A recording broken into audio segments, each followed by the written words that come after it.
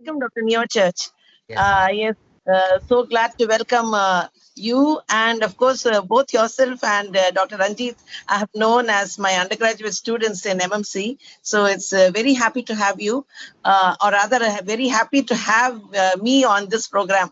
No need to introduce Dr. Neo Church. I think he is a very popular YouTuber and an educationist, alumnus of MMC, a diabetologist and a general physician, and of course the founder of the JIP group of hospitals. He's known for his diabetic and heart center. He's a very dynamic teacher. And his topic for the day is fluid management in diabetic emergencies. As you know, DKA and HHS are the two extremes of the same spectrum of hyperglycemia, but with a drastic difference in the treatment, especially with respect to the extent of dehydration. To elaborate on the differences, we move on to your exposition, Dr. Neo Church. On to you. Yes, ma'am. Thanks for your compliments. I want to mention few things very briefly, and at the same time, how the IV fluids really differ based upon the composition. That I would like to explain. Probably based upon that, you can make your own views. So, the role of IV fluid in diabetic emergencies, including DK and HHS syndrome. The first most important is we have to restore the volume deficit and we have to correct the electrolyte loss. So it has been stated that each and every diabetic patient, when they face DK and HHS syndrome, they lose almost 6 to 9 liters of fluid from their body. So it's very, very important to restore the volume deficit. Apart from that, there will be loss in the potassium and sodium that we have to correct it. And the most important is we have to maintain the perfusion. By giving IV fluid, what we are going to achieve is before we give insulin, by giving IV fluid, we are able to dilute the hyperglycemia. That's very, very important. And second one, when patient faces severe dehydration, that itself will induce sympathetic overactivity, resulting in production of adrenaline and steroid. All kind of stress hormones will be released, resulting in release of glucose from the stores, worsening the glycemic status. So when you give IV fluid, you are able to offset the dehydration. So your sympathetic overactivity is abolished. In one another way, this hyperglycemia drive will be halted. So when we try to restore the volume, we have always some kind of confusion whether we have to choose crystalloid or colloids. So colloids, I mean, you are aware that albumin and hydroxyethyl starch and gelatin and so on. But what do you mean by crystalloid? The simple IV fluids like normosaline, ringer lactate, and 5% X-dose and DNS, 0.45% NS, and so on. So why the popularity of colloids are not as good as crystalloid? Because the colloids, for example, if you take albumin, it's quite costlier and the availability also very less. Then apart from that, if you take hydroxyethyl starch and gelatin, there are so many complications are there. The allergic reactions and the variability in the blood grouping, finding the blood grouping and bleeding, diathesis and so on. And many studies, the RCT clearly revealed that there is not much advantage when you give this high cost colloids as compared to crystalloid. That's why whenever we find some kind of hypotension, we prefer very simple and cost effective crystalloids over colloids. So the crystalloids are 5% X-dose, normosaline, ringer lactate and plasmalite and isolate, so on. And the colloids are albumin, hydroxyethyl starch and gelatin. But we know very well that I don't need to insist about normosaline would be the ideal fluid of choice and ringer lactate, next fluid of choice, and 5% X-dose where we have been reading or studying all this time for a long time. But I want to capitalize on this program for explaining the scientific basis on how normosaline would be the fluid of choice in resuscitating the fluid deficit, I mean intravascular volume, and where 5% X-dose is contraindicated. So just I want to much focus on this kind of session today.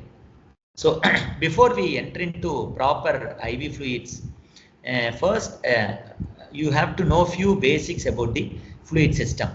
You are all aware that almost 50 to 60% of our total body water is determined by, body weight is determined by our body water. For example, if somebody weighs about 100 kg, simply you can remember that almost 50 kg is, almost 50% or otherwise called 50 kg is contributed by your body water. So precisely telling 60% of our body water is, especially in male, is contributed by our body water.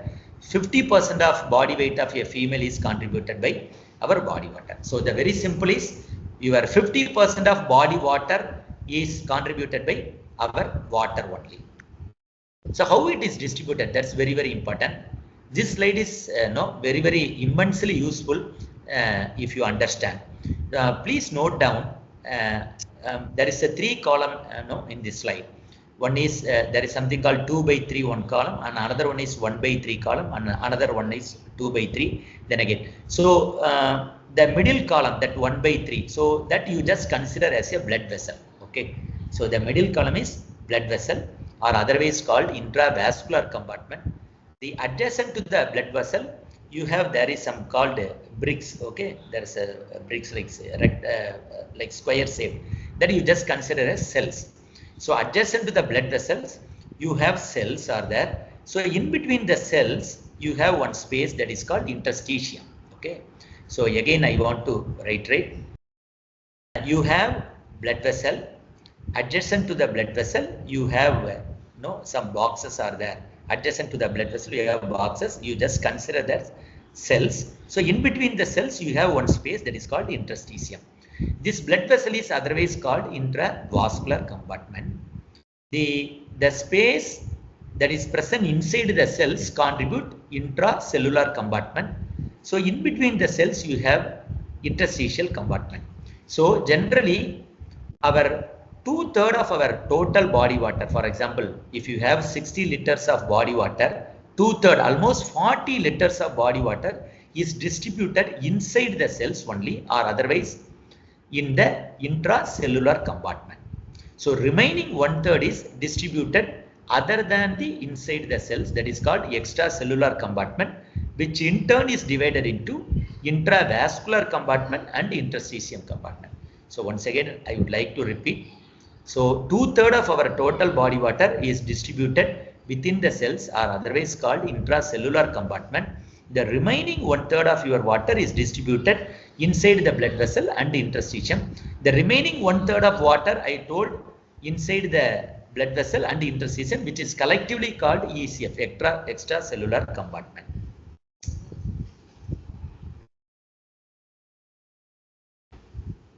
So what about distribution of electrolytes? So why I focus on these basics?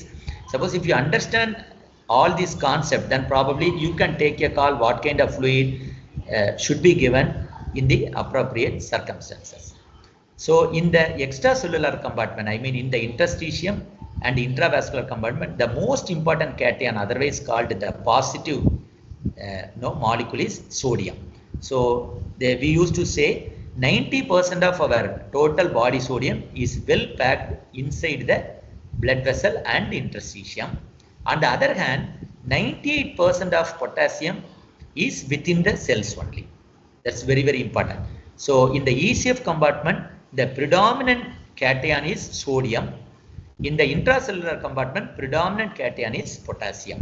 So how potassium is very best, how it gains important with respect to the rich presence in the intracellular compartment. When cells are damaged, for example, when you have myonecrosis secondary to trauma or snake bite, at that time the hyperkalemia is quite evident, because when cell injury happens, what happens, the potassium will be released from the cells. So that's the way you can easily assume the importance of presence of potassium inside the cells.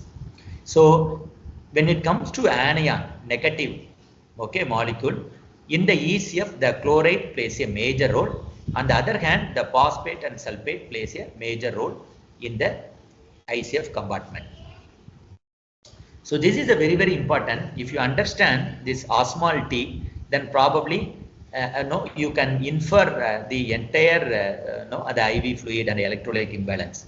So what do you mean by osmolality? So when I studied all this about osmolality during my UG days, like when I read Genang or no, Gaitan, at that time I found it very difficult. So over a period of time, then I could easily understand that. So it is nothing but it is a simple solute concentration. So whatever solutes that are present, sodium and glucose and urea, that are collectively measured in the name of osmolality. So the solute concentration is otherwise called, this osmolality is around 290. Our plasma osmolality is 290 milliosmolality per kg. If you look at the plasma osmolality, almost serum sodium contributes 280 out of 290 milliosmolality. So for all practical purpose, the predominant ion that is present in the solutes present in the plasma is nothing but sodium. Among 290 milliosmolality per kg, I mean the plasma osmolality, the sodium plays a major role in contributing the plasma osmolality. So for all practical purpose, you remember in such a way that the plasma osmolality is almost synonymous with serum sodium concentration, or otherwise called, if somebody says that patient's plasma osmolality comes down, then immediately you can assume that the plasma sodium concentration has come down. Or otherwise, if somebody has hyponatremia, you can say boldly, that means you are dealing with low plasma osmolality. So 90% of your plasma osmolality is contributed by serum sodium. So how it is relevant in our clinical practice? That is very, very important. As I told you earlier, that 1/3 column, that is blood vessel. So here the plasma is flowing. So here the sodium plays a major role in determining the plasma osmolality. If somebody has serum sodium about 118 or 120, when somebody has hyponatremia, so plasma osmolality comes down. Okay. So what is the consequence of plasma osmolality when plasma osmolality comes down, or when hyponatremia occurs? So when hyponatremia occurs, as I told you earlier, sodium concentration is synonymous with plasma osmolality. So plasma osmolality is entirely contributed by serum sodium. So when hyponatremia occurs, plasma osmolality comes down. So when plasma osmolality comes down in the intravascular compartment, the most important grave consequence that occurs is the water that is present in the plasma gradually migrates out of intravascular compartment into the adjacent cells. This is called osmosis. So what do you mean by osmosis? Osmosis is movement of water from the lower concentration to relative higher concentration. Here, when plasma osmolality comes down, when sodium concentration comes down, so what happened? The water that is present in the plasma moves to the relative higher concentration that is present in the inside the cells. So what happened? Water slowly goes into the cells from the intravascular compartment into the cells. So this is the consequence of hyponatremia. So when hyponatremia occurs, water that is present in the plasma moves into the cells, resulting in cellular swelling all over body. When cellular swelling occurs, our almost all the organs are affordable to get enlarged other than brain. So what happened when cellular swelling occurs throughout our body, all organs are able to expand, but brain, which has been encased within the rigid structure that is called cranium. So what happened when brain tries to expand horizontally because of hyponatremia, it is not able to expand because of adjacent rigid structure that's called cranium. So what happened? The brain tries to expand down, or otherwise called coning, which presses over the medulla, which we consider as a vital structure. So cardiorespiratory center is compromised. So patient is going for cardiorespiratory complication resulting in death. So how hyponatremia causes neurological consequences, the mechanism, this is a mechanism that can offer. Likewise, when you have hypernatremia, so what happened? The plasma concentration goes up. Now what happened? The water that is present in the cells will migrate towards the intravascular compartment. So cell shrinkage occurs. Again, there will be neurological consequences. So that's the way it is very clinically relevant when it comes to plasma osmolality. So now it comes to now we are coming to 5% dextrose. So what is 5% dextrose? So we used to say 5% dextrose is nothing but it's a plain water. Why we say it is plain water? When you infuse 5% dextrose, once dextrose is metabolized by our body, it is simple plain water.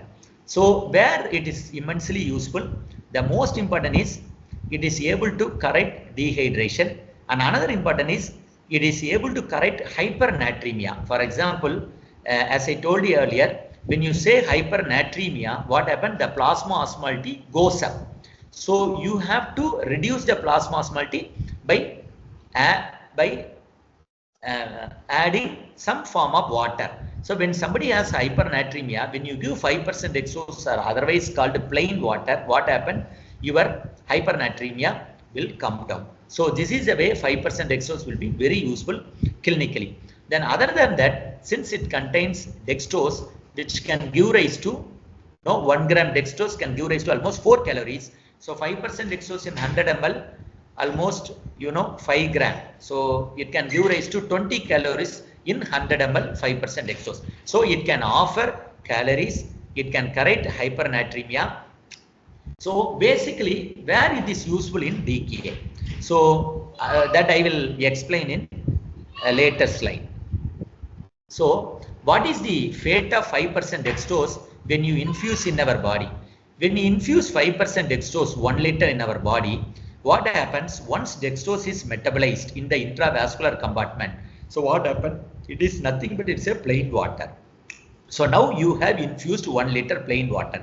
As I told you earlier, how our body water is distributed, 2/3 of our body water is within the cells or otherwise called intracellular compartment. So when you infuse 5% dextrose, once dextrose is metabolized, the plain water or otherwise called 5% dextrose. So 2/3 of 5% dextrose will enter inside the cells or otherwise called within the intracellular compartment. So 2/3 means in the amount 1 liter, almost 660 ml will enter inside the cells. Only 340 ml will be distributed other than the intracellular compartment or otherwise called ECF. Then ECF should share this. Okay, it's dividends. I mean, the interstitium will take up 3/4 of 340 ml. That means almost 260 to 270 ml will enter into the interstitium. Only 60 to 70 ml will stay back in the intravascular compartment. So otherwise, when you infuse 1 liter 5% dextrose, only 70 ml will be present in the intravascular compartment. Almost 660 ml, 2/3 will enter into the intracellular compartment. So here, by this distribution, we gain one advantage and we suffer one disadvantage. The main disadvantage is when you infuse 1 liter of 5% dextrose, we receive only 70 ml in the intravascular compartment. That means when somebody is in hypovolemic shock, when you infuse 1 liter 5% dextrose, only we receive 60 ml in the intravascular compartment, 60 to 70 ml. That's why we used to say 5% dextrose is absolutely useless in resuscitating the hypovolemic shock. Then apart from that, when you infuse 5% dextrose rapidly, it will induce osmotic diuresis during the time of shock. So all the fluid will be wasted in the urine.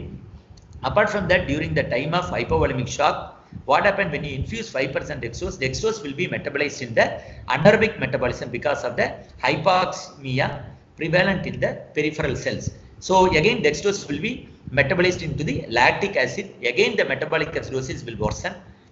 So for all practical purposes, when you infuse 5% dextrose in the time of shock, it will worsen the state of the shock. Then biggest advantage what we gain by distribution of 660 ml inside the cells during the time of decay. In the decay, what happened? You have water deficit that is prevalent inside the intravascular compartment as well as in the intracellular compartment. So you can correct intravascular compartment fluid deficit with normal saline. But intracellular department, okay, intracellular compartment deficit will be corrected by 5% exos. That's why during the time of management of during the time of DK and HHS, once once we correct the intravascular compartment volume deficit with 0.9% saline, once glucose level reaches 250 ml, we switch over to 5% exos to various reasons. So one of the reason is to correct the intracellular compartment deficit. Because of this predominant intracellular compartment water distribution, so it is very useful during the late phase of management of IV fluid therapy in DK and HHS syndrome.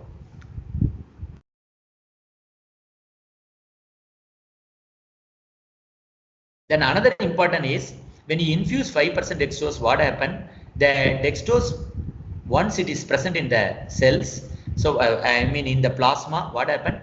That invokes insulin secretion from the pancreas. So when insulin secretion is there, what happens? Insulin will stimulate the potassium drive from the intravascular compartment into the cells. So what happens? The hypokalemia will occur. So 5% dextrose will be contraindicated in the presence of hypokalemia. Likewise, when you have hyponatremia, where there will be more fluid will be there, at the time also when you infuse 5% dextrose, what happens? It will worsen the hyponatremia. The two electrolyte disturbance that will be worsened by 5% dextrose is, one is hypokalemia and another one is hyponatremia. Then normal saline.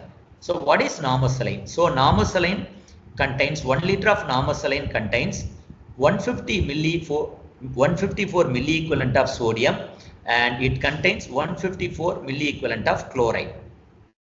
So if you look at the composition of normal saline as compared to the plasma, see, plasma sodium concentration is almost 130 to 145, but here in normal saline it is almost 154. If you look at the plasma chloride concentration, it is almost 98 to 105, but here this chloride concentration is 154. So as compared to plasma concentration, here the composition is much more higher as compared to plasma concentration. That's why we always consider this normal saline, the term itself is a misnomer one. So what is the fate of normal saline when you infuse? Just I take a 1 minute.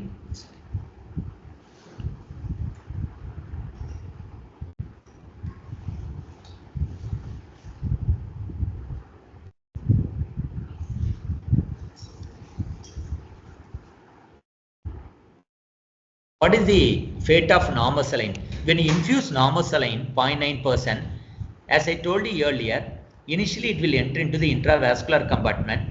So when you infuse 0.9% normal saline, its concentration of sodium and chloride is almost similar to the plasma sodium and chloride concentration, or otherwise we could say the concentration is little bit higher as compared to the plasma sodium and chloride. So what happened? This plasma osmolality is almost equal to the osmolality of normal saline. Almost the concentration is similar. So when you infuse normal saline, this normal saline will be distributed only in the ECF compartment. So since this osmolality, the osmolality of normal saline is almost similar to the osmolality of ECF compartment, so it will be distributed only in the ECF compartment. So normal saline won't enter into the cells. It will be distributed inside the ECF compartment. So how ECF will share with each other? Interstitium will take up the 3/4 of ECF. So that means when you infuse 1 liter, 750 ml will enter into the interstitium. The intravascular receives 1/4 of ECF. That means almost 250 ml. Or otherwise, when you infuse normal saline 1 liter, 250 ml will stay back inside the intravascular compartment. On the other hand, as I stated, when you infuse 5% dextrose 1 liter, only 60 to 70 ml will stay back. That's why normal saline we consider it is the fluid of choice in resuscitating the fluid deficit. Then you can ask, is there any other IV fluid when we introduce into the intravascular compartment, the entire IV fluid will stay back inside the intravascular compartment? Yes, that is called colloid. So when we say hydroxyethyl starch and colloid, I mean albumin. So when you infuse colloid, because of larger molecules, whatever you infuse, for example 1 liter, the entire 1 liter will stay back inside the intravascular compartment. But when you take crystalloid like normal saline, 5% dextrose, DNS and everything, among this crystalloid, the maximum quantity of fluid that will be offered by a crystalloid is normal saline. That's why we consider normal saline is the fluid of choice in resuscitating the hypovolemic shock, because it offers 250 ml when you infuse 1 liter inside the intravascular compartment. So what about DNS? So the concentration of DNS is nothing but apart from the concentration of same composition of normal saline, in addition to that you will have 5% dextrose. But why it is not indicated in hypovolemic shock, even though this composition is almost similar to the normal saline, same sodium, same chloride, but when you infuse 1 liter or 2 liter in a short period of time, what happened? Naturally, because of presence of dextrose will induce more lactic acid, so by which it will worsen the metabolic acidosis. The one important complication I failed to address normal saline is hyperchloremic metabolic acidosis. So nowadays we have some kind of concern in infusing normal saline, especially more than 2 liters. It has been stated that when you infuse normal saline more than 2 liter as a bolus, it can produce one condition that is called hyperchloremic metabolic acidosis. Then apart from that, it can cause acute kidney injury. So what they say, as compared to the plasma chloride, it is only plasma chloride is 98, but here normal saline contains almost 154 milliequivalent. So because of that, it produces hyperchloremia in the blood.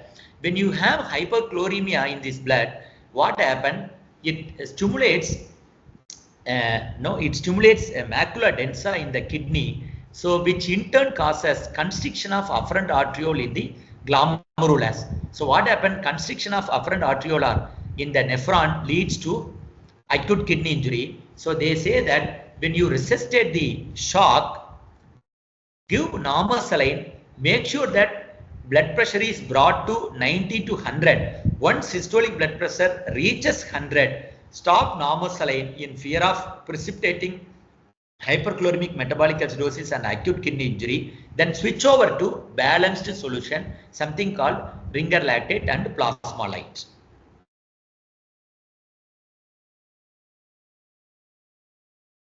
So ringer lactate. So what is the composition of ringer lactate? So ringer lactate contains sodium, potassium, chloride, and it contains lactate. How it differs from normal saline? So normal saline contains sodium. Yes, ringer lactate also contains sodium, but as compared to normal saline, see, normal saline contains 154 milliequivalent sodium, more than plasma sodium, but ringer lactate contains lesser than plasma, somewhere around 130, but it also contains chloride. But normal saline doesn't have potassium, but ringer lactate contains potassium. That's why we consider ringer lactate is very useful in during the time of diarrhea, where potassium loss is part and parcel of electrolyte disturbance during the time of diarrhea. And apart from that, the most important is ringer lactate contains lactate. So what is the fate of lactate in our body? So when you infuse ringer lactate, what happens? The lactate will be converted into bicarbonate by intact liver. That's very, very important. When somebody has a chronic liver disease or cirrhosis of liver, what happens when you infuse ringer lactate? Lactate may not be or cannot be converted into bicarbonate. So what happens? The lactate accumulation will be more. That's why during the time of cirrhosis and chronic liver disease, it is often advised to avoid ringer lactate.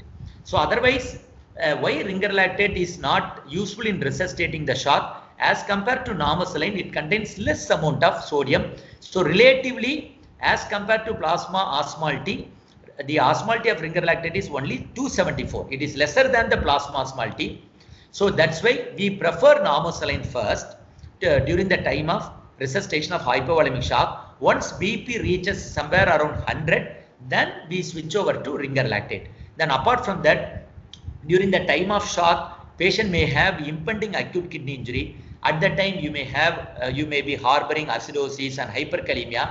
So during this circumstance, during the initial time of hypovolemic shock with impending acute kidney injury, we prefer normal saline over ringer lactate.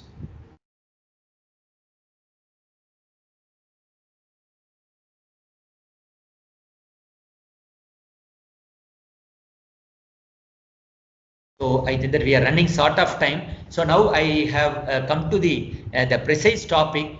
What is the management of IV fluid therapy in diabetic emergencies? As I told you earlier, during the time of all the diabetic emergencies, the most important clinical manifestation is severe dehydration and hypovolemia and shock. When you find hypovolemia and shock, you require aggressive fluid therapy in restoring the intravascular compartment. As I told you earlier, the best IV fluid that can offer maximum fluid into the intravascular compartment is normal saline. So we prefer 0.9% normal saline. So the literature says that you can start with 10 to 20 ml per kg per hour. For example, if somebody is weighing about 60 kg means 60 into 20. So you can liberally give 1 liter water. I mean 1 liter 0.9% normal saline. You ensure that the blood pressure reaches around 100. If doesn't reach, then probably you can give additional normal saline. But subsequently, whether you have to continue normal saline or not, whether you have to go for ringer lactate or plasma light or off normal saline based upon few parameters. One most important is hemodynamic status.